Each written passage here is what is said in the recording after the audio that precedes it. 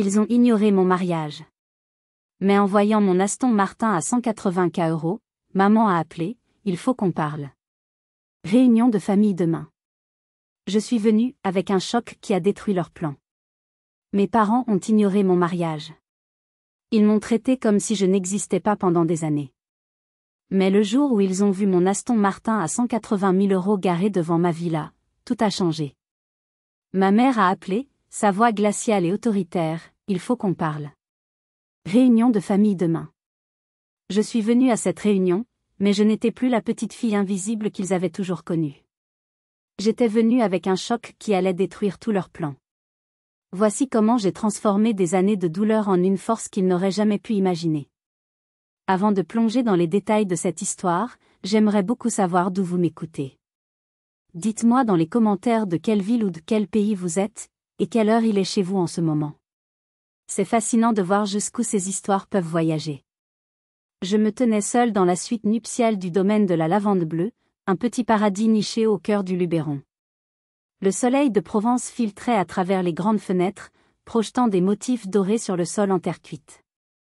Ma robe, une création de dentelle et de soie, tombait parfaitement. La maquilleuse avait fait des merveilles, mes yeux semblaient plus grands, mes pommettes plus saillantes. J'étais l'image même d'une mariée heureuse. Une image. Un mensonge. Mon téléphone reposait, silencieux et lourd, sur la coiffeuse en bois ancien. Je l'avais vérifié 14 fois au cours des 20 dernières minutes. Pas un message de ma mère, Monique. Rien de mon père, Gérard. Pas même un simple « félicitations » de mon frère, Thibaut. Le silence de l'heure paraissait un cri assourdissant, plus bruyant que le quatuor à cordes qui jouait doucement dans le jardin en contrebas. Un léger coup à la porte me fit sursauter. C'était Mathilde, l'organisatrice du mariage. Son sourire professionnel ne parvenait pas à masquer l'inquiétude dans son regard. « C'est l'heure, Apolline. Vous êtes prête ?» Mes yeux se sont tournés vers la fenêtre. De là, je pouvais voir les invités. 90 personnes, assises sur des chaises blanches impeccables, leurs visages tournés vers l'allée fleurie. Et au premier rang, juste là, face à l'autel, 3 chaises vides. 3 chaises ornées de rubans et de lavande, comme toutes les autres, mais tragiquement vides. Elles me fixaient comme des accusations. Ils ne viennent pas, n'est-ce pas? Ma voix tremblait, une trahison de mes efforts pour paraître forte. Le sourire de Mathilde vacilla. Il est encore temps, dit-elle doucement, mais nous savions toutes les deux que c'était un mensonge charitable. J'ai pris une profonde inspiration, l'odeur du jasmin et de la lavande emplissant mes poumons sans parvenir à calmer le chaos dans ma poitrine. J'ai lissé la soie de ma robe. Allons-y. Les grandes portes du jardin se sont ouvertes. 90 têtes se sont tournées vers moi. Seule. J'ai senti leurs regards de pitié comme des contacts physiques, de petites tapes de compassion qui me donnaient la chair de poule. Certains chuchotaient derrière leurs mains, d'autres m'offraient des sourires encourageants qui ne faisaient qu'agrandir le vide dans mon cœur. Mon attention s'est focalisée sur Rémi, mon futur mari, qui m'attendait à l'hôtel. Ses yeux ne quittaient pas les miens, un phare dans la tempête de mes émotions. L'amour qui émanait de lui était presque suffisant pour repousser le souvenir de la voix de ma mère, 3 jours plus tôt. On essaiera de venir, ma chérie, avait-elle dit d'un ton détaché, comme si elle déclinait une invitation à déjeuner. Thibaut a un événement très important avec son cabinet ce week-end-là. Je peux payer les billets d'avion, avais-je supplié, le désespoir me griffant la gorge. L'hôtel, tout ce que vous voulez. S'il te plaît, maman. En arrière-plan, j'avais entendu la voix de mon père, agacé. Dis-lui qu'on est occupé. Un pas. Puis un autre. Je me suis forcée à respirer. Inspirer. Expirer. Je ne pleurerai pas. Je ne leur donnerai pas cette satisfaction, même dans leur absence. Quand j'ai atteint Rémi, il a pris mes mains dans les siennes. Ses doigts étaient chauds, solides, réels. Je suis là, a-t-il murmuré, si bas que personne d'autre ne pouvait l'entendre. Nous sommes assez. Ce jour-là, j'ai épousé l'homme de ma vie, entouré de ceux qui m'aimaient vraiment. Mais le vide laissé par ma propre famille creusait un trou si profond que je ne savais pas encore qu'il faudrait des années et un acte de défi spectaculaire pour commencer à le combler. Je me suis revue, à 8 ans, dans le salon de notre maison à Lyon. Mon frère Thibaut, de 3 ans mon aîné, paradait avec un trophée de football en plastique doré. Mes parents, Gérard et Monique, étaient en pleine effervescence. Ils ont positionné le trophée sur la cheminée, ont reculé pour l'admirer sous différents angles, ont pris des photos pour envoyer à toute la famille. C'était un événement. La consécration de l'héritier. Pendant ce temps, mon propre accomplissement, un premier prix national de poésie pour ma catégorie d'âge, gisait, oublié, sur le comptoir de la cuisine. Plus tôt dans la journée, je le leur avais montré, la fierté bouillonnant en moi.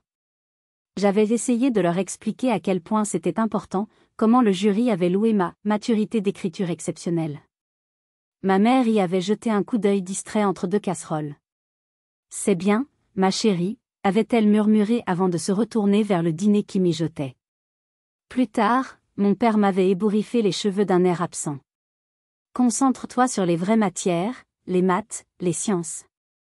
La poésie, ça ne paie pas les factures. » Cette scène s'est répétée à l'infini, sous différentes formes, tout au long de mon enfance et de mon adolescence. Les bulletins de notes parfaits de Thibaut étaient affichés sur le réfrigérateur, mes 19/20 en philosophie étaient accueillis par un haussement d'épaules.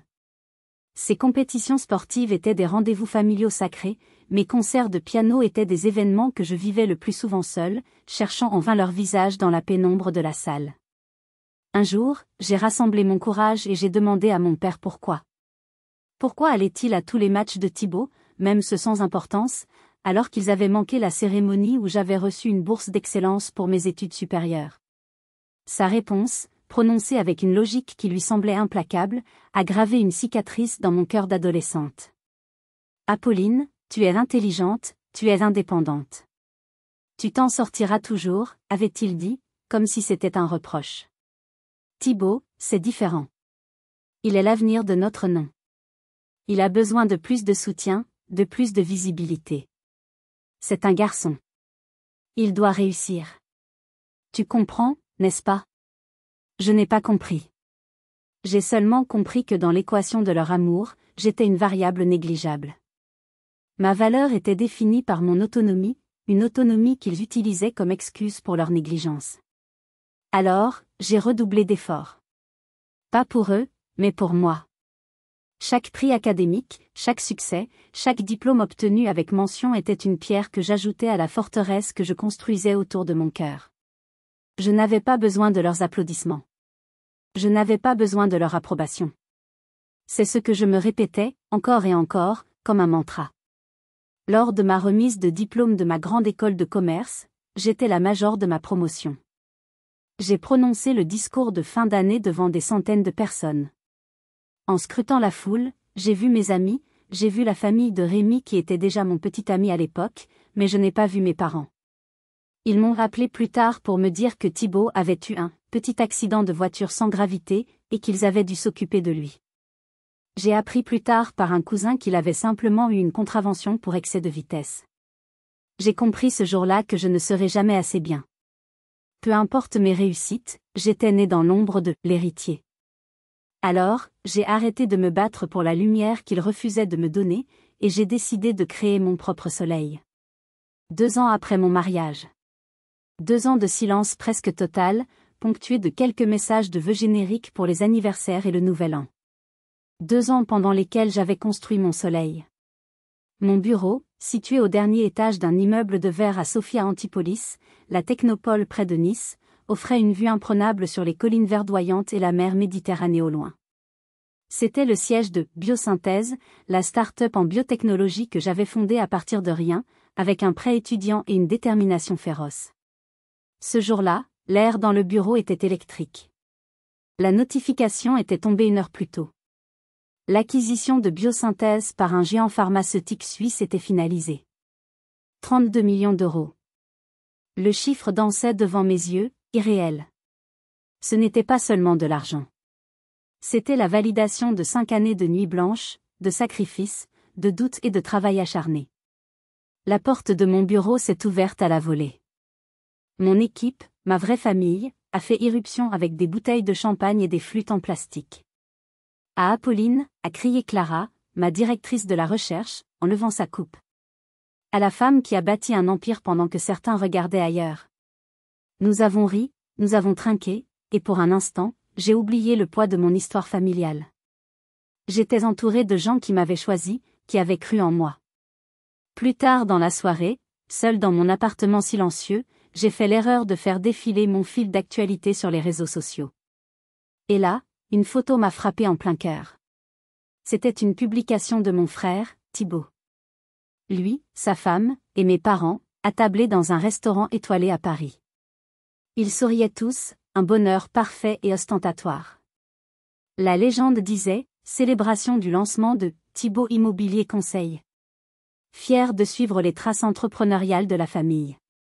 Les traces entrepreneuriales de la famille. La phrase m'a fait l'effet d'une gifle.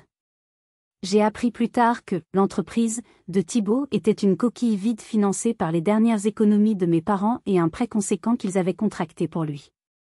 Ils avaient misé tout ce qui leur restait sur leur fils prodige, tout en ignorant la fille qui venait de réaliser un exploit financier qu'ils ne pouvaient même pas concevoir.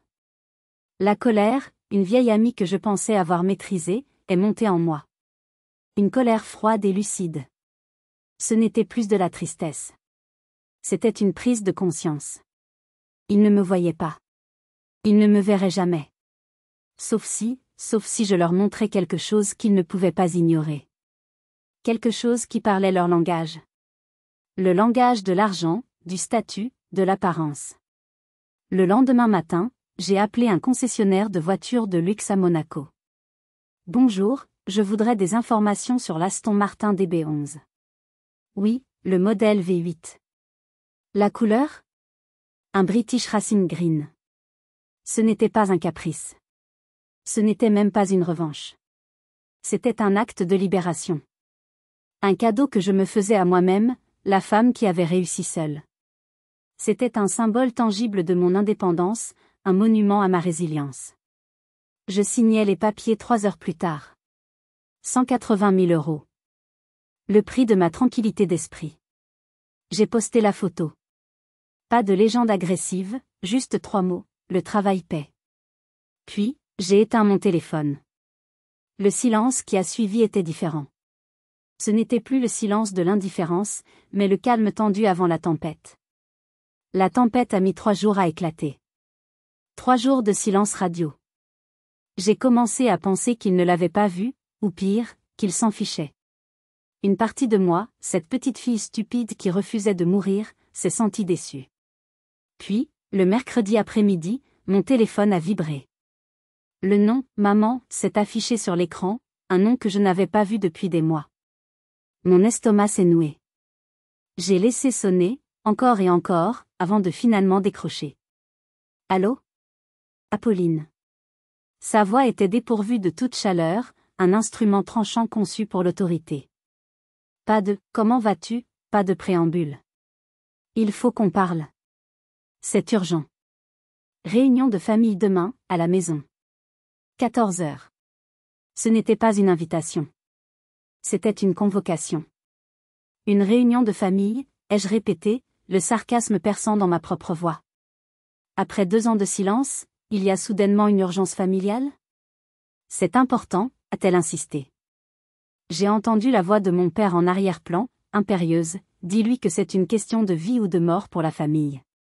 Qu'est-ce qui est si important maintenant, maman? Mon mariage n'était pas important. Ma société n'était pas importante. Qu'est-ce qui a changé? C'est compliqué. Des problèmes financiers. Nous devons en discuter tous ensemble. Bien sûr. La voiture. Ils avaient vu la voiture. Ils avaient dû faire des recherches, comprendre ce que l'acquisition de ma société signifiait. Et soudain, comme par magie, j'étais de nouveau de la famille. Demain, 14 heures, ai-je dit froidement avant de raccrocher. J'ai décidé de ne pas faire l'aller-retour Nice-Lyon dans la même journée. C'était trop. J'avais besoin de me préparer mentalement. J'ai réservé une chambre dans un hôtel chic du Vieux-Lyon et j'ai pris la route en fin d'après-midi. L'Aston Martin glissait sur l'autoroute A8, son moteur puissant ronronnant sous mes doigts. Chaque kilomètre qui me séparait de ma vie à Nice me ramenait vers un passé que j'avais essayé d'enterrer. Ce soir-là, dans la solitude de ma chambre d'hôtel, le doute s'est insinué en moi. Étais-je en train de faire une erreur? Allais-je retomber dans le piège, espérant une reconnaissance qui ne viendrait jamais? J'ai appelé Rémi en visio. Il a vu la tension sur mon visage. Il n'a pas essayé de me dire quoi faire. Il m'a simplement regardé avec cet amour inconditionnel qui était mon encre. N'oublie pas qui tu es, Apolline, m'a-t-il dit doucement. Et tout ce que tu as accompli sans eux. Quoi que tu décides, je suis avec toi. Après avoir raccroché, j'ai failli appeler la réception pour annuler ma nuit et rentrer chez moi. Fuir. C'était la solution la plus simple. Mais alors, en parcourant les photos sur mon téléphone, je suis tombée sur une image de mon mariage. Une photo de moi et Rémi, rayonnant, avec en arrière-plan, flou mais indéniable, les 3 chaises vides. La colère a chassé le doute. Pas une colère chaude et destructrice, mais une colère froide, solide comme de l'acier. Ils m'avaient volé ce moment. Ils m'avaient traité comme un détail sans importance dans leur vie. Maintenant, ils avaient besoin de moi. Le pouvoir avait changé de camp. C'est une situation terrible à vivre. Si vous avez déjà ressenti cette injustice, ce sentiment d'être invisible aux yeux de ceux qui devraient vous chérir le plus, dites-moi dans les commentaires comment vous avez réagi. Auriez-vous accepté cette réunion de famille? Le lendemain matin, en enfilant mon tailleur le plus sobre et le plus puissant, je n'étais plus la fille qui cherchait leur amour.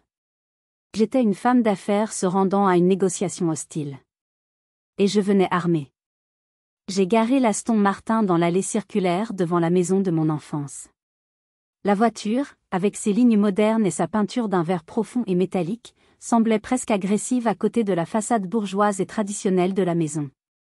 C'était un choc des mondes. Mon monde, et le leur. La porte d'entrée s'est ouverte avant même que je puisse frapper. Mon père et ma mère se tenaient sur le seuil, leur visage un masque d'impatience contrariée qui s'est transformé en un choc mal dissimulé lorsqu'ils ont vu la voiture. « Tu as bien réussi », a lancé mon père. Ce n'était pas un compliment. C'était une évaluation. Une estimation de ma valeur nette.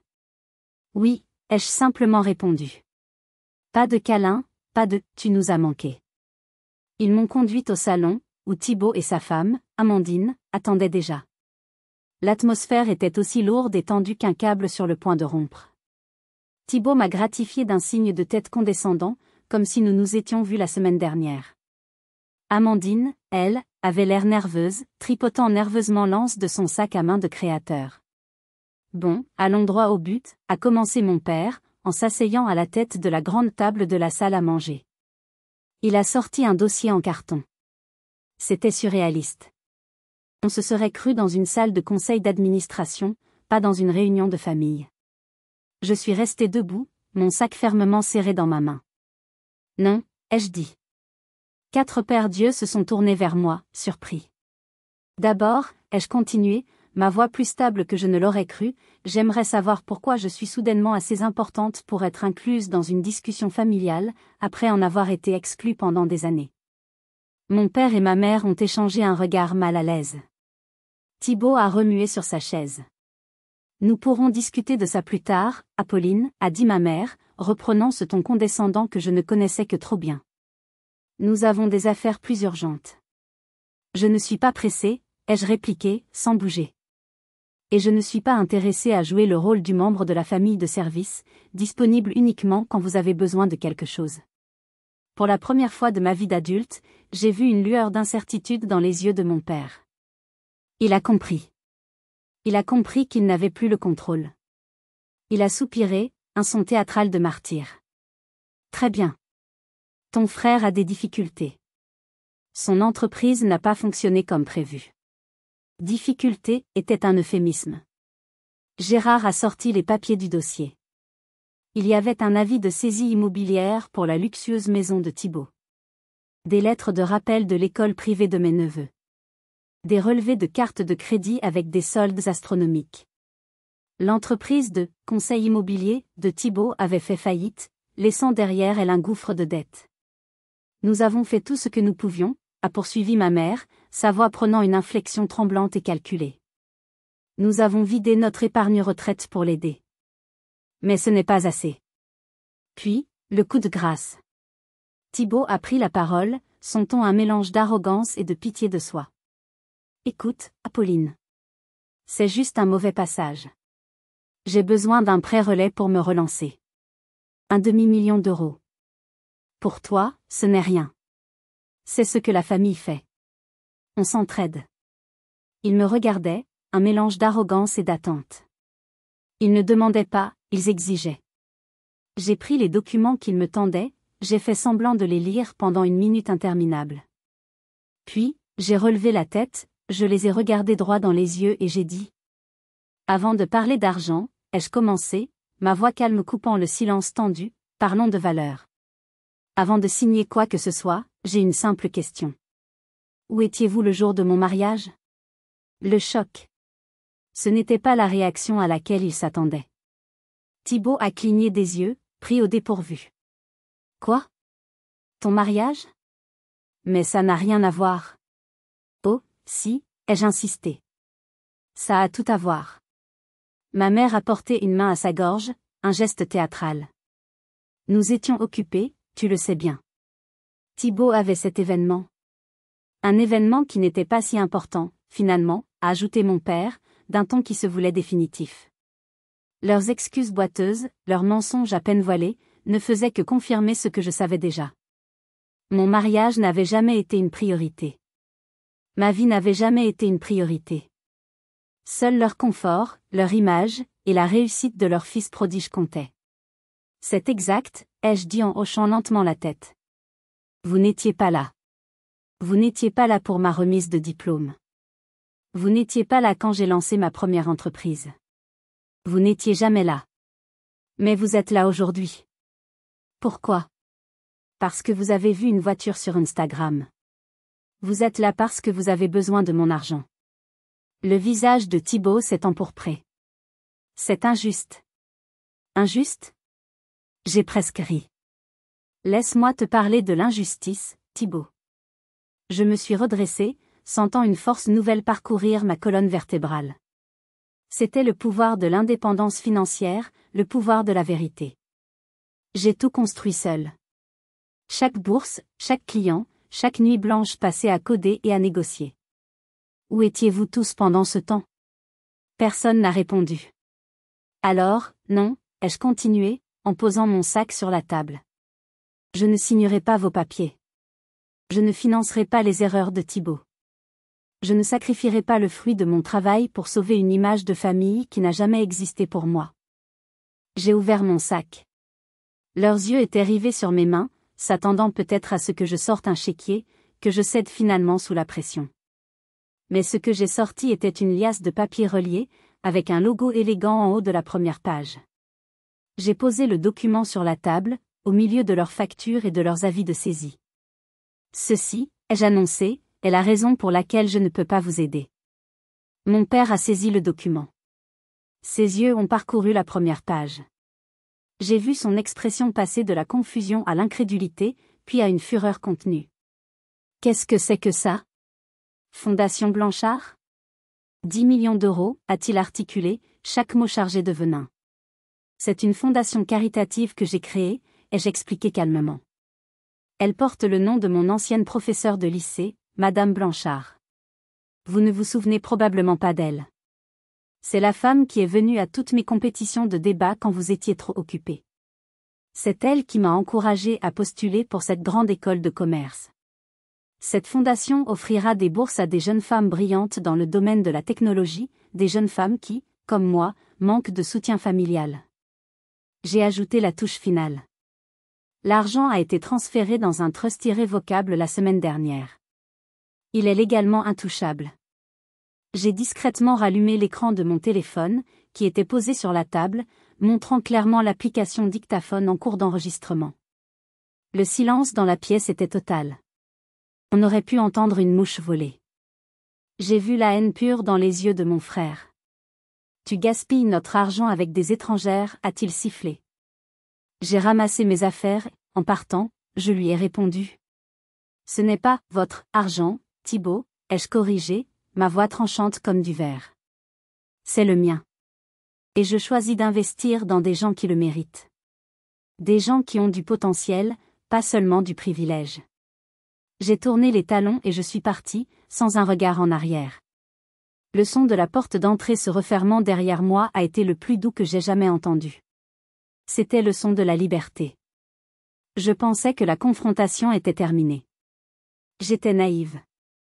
J'avais gagné une bataille, mais j'avais sous-estimé la cruauté de leur désespoir. La guerre ne faisait que commencer. Une semaine plus tard, j'étais en pleine négociation pour mon prochain grand projet, un partenariat stratégique avec un groupe d'investissement dirigé par un homme d'affaires très respecté, Monsieur Chevalier. C'était un projet qui me passionnait, une nouvelle aventure entrepreneuriale. Tout se passait à merveille. Les termes étaient presque finalisés. Puis, j'ai reçu un appel de mon assistante, paniquée. « Apolline, Monsieur Chevalier est au téléphone pour vous. Il a l'air très étrange. Il a annulé notre réunion de demain. » Mon cœur a raté un battement. J'ai pris l'appel, ma main tremblant légèrement. « Apolline, » a commencé Monsieur Chevalier, sa voix habituellement chaleureuse était maintenant distante et prudente. « J'ai reçu un appel aujourd'hui. Un appel très troublant. De la part d'un homme qui prétend être votre frère. Le sol s'est dérobé sous mes pieds. Thibaut. » Monsieur Chevalier a continué, visiblement mal à l'aise. Il m'a raconté une histoire, déconcertante. Que vous étiez mentalement instable suite à des problèmes familiaux. Que vous preniez des décisions financières irrationnelles et que vous étiez devenu une personne peu fiable. Il a fortement suggéré que faire des affaires avec vous en ce moment serait risqué. La bile est montée dans ma gorge. C'était bas. C'était immonde. Il n'avait pas seulement essayé de me discréditer, il avait essayé de détruire ma carrière, mon avenir, tout ce que j'avais construit. Il ne pouvait pas avoir mon argent, alors il voulait s'assurer que je ne puisse plus jamais en gagner. C'était la tactique d'un vautour blessé, s'attaquant à tout ce qui bouge par pure méchanceté. En même temps, ma mère avait commencé sa propre campagne de diffamation.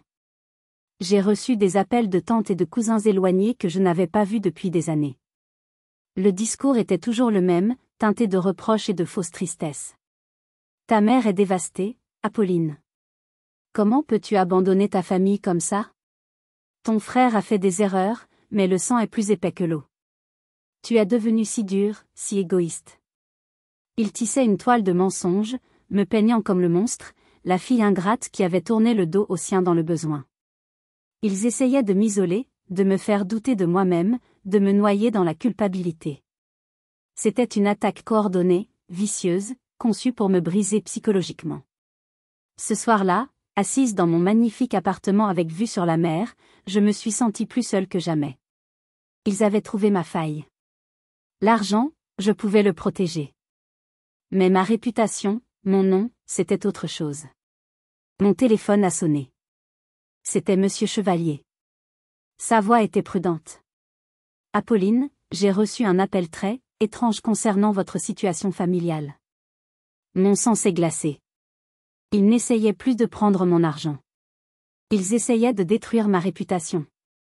Si vous êtes arrivé jusqu'ici, laissez un commentaire pour nous dire ce que vous auriez fait à la place d'OP.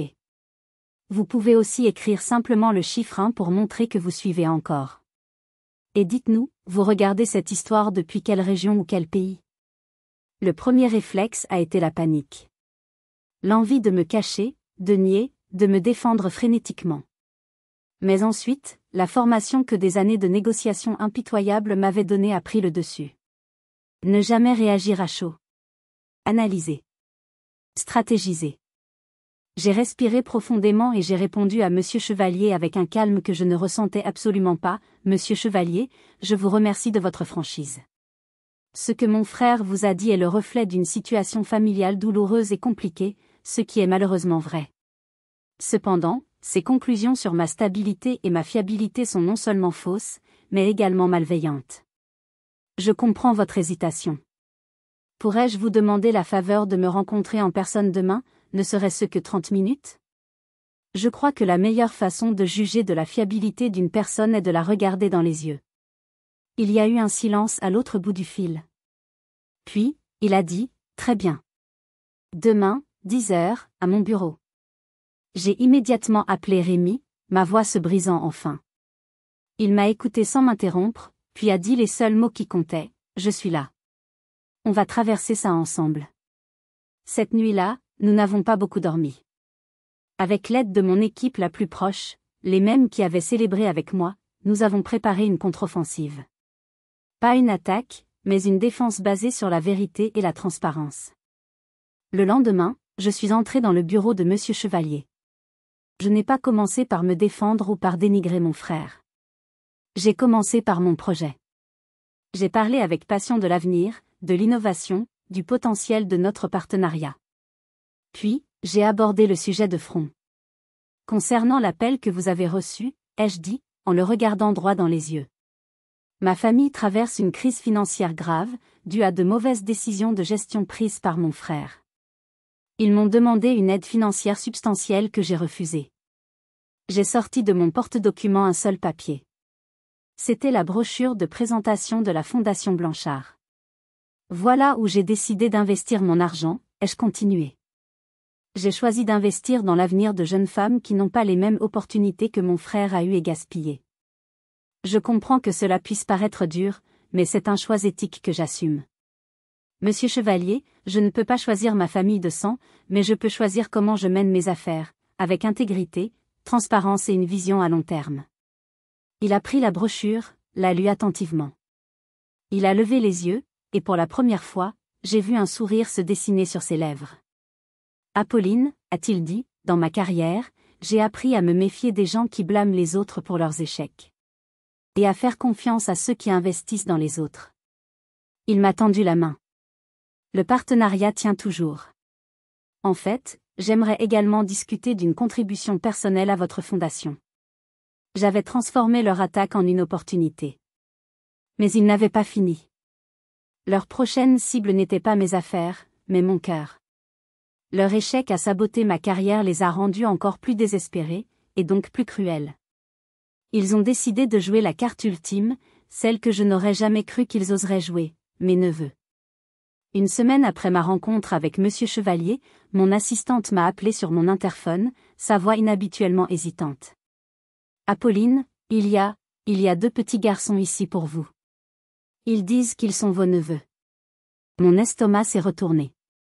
J'ai regardé les caméras de sécurité de la réception sur mon écran d'ordinateur. Ils étaient là. Léo, 6 ans, et Hugo, 4 ans. 2 petites têtes blondes que je n'avais vues qu'en photo, debout au milieu de mon hall d'entrée high-tech, l'air perdu et intimidé. Léo tenait une grande feuille de papier pliée en 2. La colère m'a submergée, une vague si puissante qu'elle m'a laissé sans souffle. Comment osaient-ils ?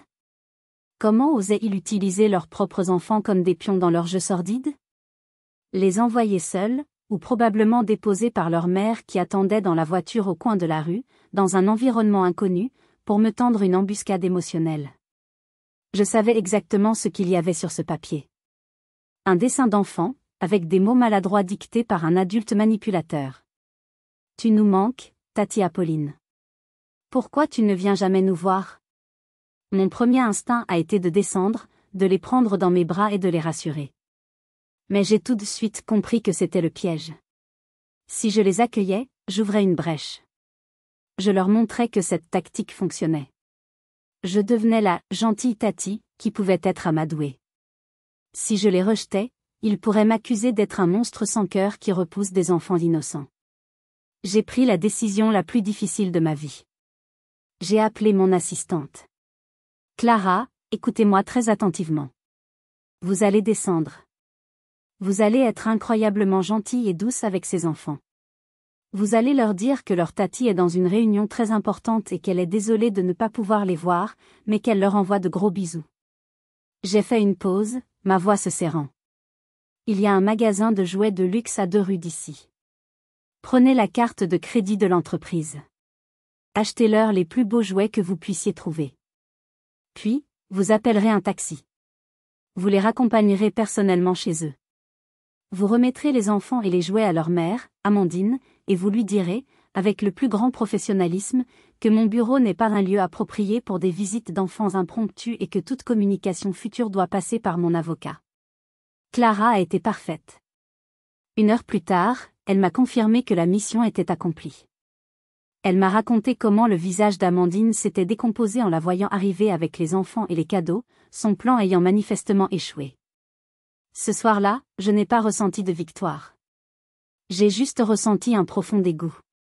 Utiliser des enfants? C'était la ligne rouge. C'est à ce moment-là que j'ai su que toute possibilité, même la plus infime, de réconciliation était morte et enterrée. Il était temps de mettre un terme final à tout cela. La manipulation utilisant mes neveux a été l'électrochoc final. Elle a pulvérisé les derniers vestiges de doute ou de nostalgie que je pouvais encore nourrir. Il n'y avait plus de « famille » à sauver, seulement une relation toxique à amputer. C'était une question de survie émotionnelle. Ce week-end-là, je me suis assise avec Rémi et mon avocat, Maître Dubois, un homme d'âge mûr au regard perçant qui avait géré toutes mes affaires juridiques depuis la création de Biosynthèse. Je lui ai exposé toute l'histoire, sans rien omettre, la négligence, le mariage, la confrontation, la tentative de sabotage professionnel, enfin, l'incident avec les enfants. Il a écouté patiemment, prenant des notes. Quand j'ai eu fini, il a enlevé ses lunettes et m'a regardé. « Apolline, ce que vous subissez s'appelle du harcèlement. C'est puni par la loi. Nous pouvons déposer une main courante, voire une plainte. » L'idée d'une bataille juridique publique me rebutait. Je ne voulais pas leur donner l'arène qu'ils cherchaient peut-être. Je ne voulais pas que mon nom soit associé au leur dans les chroniques judiciaires. Je voulais la paix. Je voulais le silence.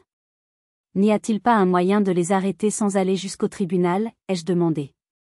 Nous pouvons envoyer une mise en demeure, a suggéré Maître Dubois. Un courrier formel, exposant les faits et les menaçant de poursuites judiciaires s'ils tentent de vous contacter à nouveau, vous ou vos associés professionnels, de quelque manière que ce soit. C'était la solution parfaite. Définitive, légale, et sans le drame d'un procès. Nous avons passé les 2 heures suivantes à rédiger l'email. Chaque mot était pesé. Le ton n'était ni colérique, ni suppliant. Il était factuel, froid, et implacable. L'email commençait par lister, point par point, chaque acte de harcèlement. La tentative d'extorsion lors de la réunion de famille. La diffamation auprès de mes partenaires commerciaux, nommément Monsieur Chevalier. L'utilisation de leurs enfants mineurs pour une tentative de manipulation émotionnelle à mon lieu de travail. Il se terminait par un paragraphe sans ambiguïté. Par la présente, je vous demande de cesser immédiatement et définitivement toute tentative de contact avec moi, que ce soit par téléphone, email, courrier, ou par personne interposée. Toute nouvelle tentative sera considérée comme un acte de harcèlement délibéré et entraînera le dépôt immédiat d'une plainte auprès des autorités compétentes. Toute communication future devra exclusivement passer par mon conseil, Maître Dubois, dont vous trouverez les coordonnées en pièces jointes. Je l'ai relu une dernière fois. Mon doigt a survolé le bouton « Envoyer ». C'était plus qu'un email. C'était un acte de clôture, la porte que je fermais à jamais sur mon passé. J'ai cliqué. Puis, j'ai pris mon téléphone, un par un, j'ai bloqué leurs numéros. Gérard. Monique. Thibaut. J'ai fait de même sur les réseaux sociaux et les applications de messagerie. J'ai érigé une forteresse numérique autour de ma vie. Et puis, le silence est revenu. Un silence profond, pur, et bienfaisant. Pendant des mois, il n'y a eu que le silence. J'ai pu me concentrer sur mon travail, sur ma fondation, sur ma vie. Je pensais que c'était la fin. Jusqu'au jour où j'ai reçu une lettre, avec l'écriture tremblante de ma mère. La lettre est arrivée un mardi matin pluvieux. Une enveloppe de couleur crème, avec mon nom écrit d'une main que je reconnaîtrais entre mille, celle de ma mère. Une écriture élégante et inclinée qui avait signé tant de bulletins scolaires sans jamais vraiment les lire. Mon premier réflexe a été de la jeter au feu, sans l'ouvrir. Mais la curiosité, ou peut-être un besoin inconscient de tourner la dernière page, a été plus forte. Je me suis fait un thé et je me suis installé dans mon fauteuil face à la mer déchaînée. J'ai ouvert l'enveloppe avec un coupe-papier, comme si j'avais peur de me couper avec les mots qu'elle contenait. La lettre n'était pas ce à quoi je m'attendais. Il n'y avait pas de nouvelles demandes d'argent, pas de menaces voilées, pas de reproches. Il n'y avait pas non plus d'excuses. C'était pire, d'une certaine manière. C'était un compte-rendu factuel et plaintif de leur déchéance. Elle écrivait que mon père, Gérard, avait eu une grosse frayeur, une crise cardiaque mineure due au stress. Il était en convalescence. Ils avaient dû vendre la maison de mon enfance à Lyon pour éponger une partie des dettes de Thibaut. Il vivait maintenant dans un petit appartement en location. Thibaut, après des mois de chômage, avait finalement trouvé un travail de commercial en porte-à-porte. Sa femme, Amandine, l'avait quitté, emmenant les enfants avec elle. Chaque phrase était une petite pierre jetée dans l'eau calme de ma nouvelle vie. Je m'attendais à ressentir de la satisfaction, un sentiment de « bienfait pour eux ». Mais je n'ai rien ressenti de tel. Je n'ai pas ressenti de joie maligne, ni de pitié. J'ai ressenti, rien. Un vide. Une distance infinie, comme si elle me parlait de parfaits étrangers dont le malheur me laissait indifférente. La fin de la lettre était la plus révélatrice. Après avoir détaillé leur misère, elle a terminé par une simple phrase, « J'espère que tu es heureuse ». Cette phrase n'était pas un vœu sincère. C'était un reproche subtil, la dernière flèche empoisonnée d'une experte en culpabilité. Regarde ce que tu as fait. Regarde notre malheur. Et toi, pendant ce temps, tu es heureuse. J'ai plié la lettre et je l'ai posée sur la table. Et je me suis posé la question. Étais-je heureuse? Oui. Je l'étais. J'étais heureuse non pas à cause de leur malheur, mais malgré mon histoire avec eux. Mon bonheur ne dépendait plus de leur approbation ou de leur désapprobation. Il était à moi. Je l'avais construit, brique par brique, comme j'avais construit mon entreprise. Je n'ai jamais répondu à cette lettre. Y répondre aurait été rouvrir la porte que j'avais si difficilement fermée. Mon silence était ma réponse. Quelques semaines plus tard, j'ai eu une réunion avec Léa, la toute première lauréate de la bourse de la Fondation Blanchard. C'était une jeune femme brillante de 20 ans, issue d'un milieu modeste de Marseille, avec un projet de start-up révolutionnaire en intelligence artificielle. Ses yeux pétillaient d'intelligence et d'ambition. En l'écoutant parler de ses rêves, de ses défis, de sa gratitude, j'ai compris où se trouvait mon véritable héritage. Il n'était pas dans le nom de famille que mon père chérissait tant. Il était dans des futurs comme celui de Léa. En sortant de cette réunion, je me sentais légère. La lettre de ma mère n'était pas une fin, c'était un épilogue. La vraie fin de mon histoire, je l'ai vécue un an plus tard, lors d'un événement qui a bouclé la boucle de la plus belle des manières. Un an plus tard. L'auditorium de la grande école d'ingénieurs de Sophia Antipolis était comble. C'était la première cérémonie de remise des prix de la Fondation Blanchard. La salle était remplie d'étudiantes, de mentors, de professionnels de la tech, de journalistes. L'atmosphère vibrait d'énergie positive et d'optimisme. J'étais sur scène, non pas en tant que lauréate cherchant l'approbation, mais en tant que fondatrice, celle qui donnait les opportunités. Le trac que je ressentais n'était pas celui de la peur du jugement, mais celui de la responsabilité et de la fierté. Léa, la première boursière, était également sur scène pour présenter les résultats spectaculaires de sa première année. Son projet avait attiré l'attention d'investisseurs, et elle était en passe de créer plusieurs emplois dans sa région natale. Quand elle a pris le micro pour conclure son discours, elle s'est tournée vers moi. Je voudrais remercier la Fondation pour son soutien financier, bien sûr, a-t-elle commencé, sa voix s'étranglant légèrement d'émotion. Mais plus que l'argent, je voudrais remercier Apolline. Pas seulement pour avoir créé cette fondation, mais pour m'avoir vue. Quand tout le monde autour de moi me disait que mes ambitions étaient trop grandes, qu'une fille comme moi ne pouvait pas réussir dans ce monde, Apolline a regardé mon projet, elle m'a regardé dans les yeux, et elle a dit « Je crois en toi ». Ces 3 mots ont changé ma vie. Les larmes me sont montées aux yeux. J'ai regardé la salle. Au premier rang, j'ai vu Rémi, mon roc, qui me souriait, les yeux brillants de fierté. À côté de lui, il y avait Madame Blanchard, ma vieille professeure, venue spécialement pour l'occasion. Il y avait aussi Monsieur Chevalier, devenu un ami et un fervent supporter de la Fondation. Il y avait mon équipe, mes amis. Mon réseau. Ma vraie famille. Il n'y avait pas une seule chaise vide. La salle était pleine. Ma vie était pleine. Plus tard dans la soirée, alors que nous célébrions avec les nouvelles lauréates, j'ai réalisé la portée de mon voyage.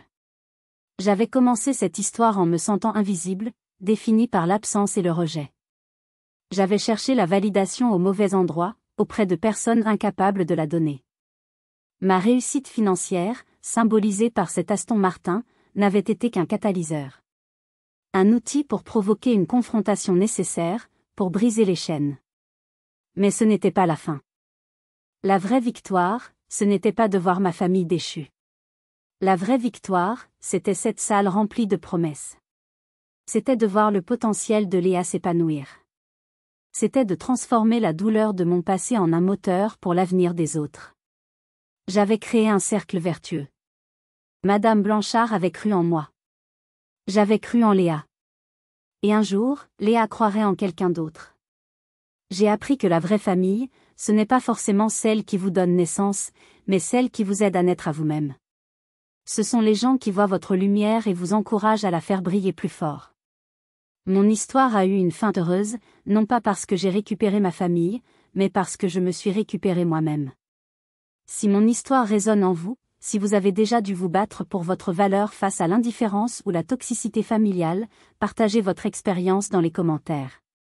Vos histoires comptent, elles peuvent donner de la force à d'autres personnes qui traversent les mêmes épreuves. N'oubliez pas de liker la vidéo si elle vous a touché, et de vous abonner pour plus de récits qui, je l'espère, vous rappelleront votre propre force. Merci de m'avoir écouté.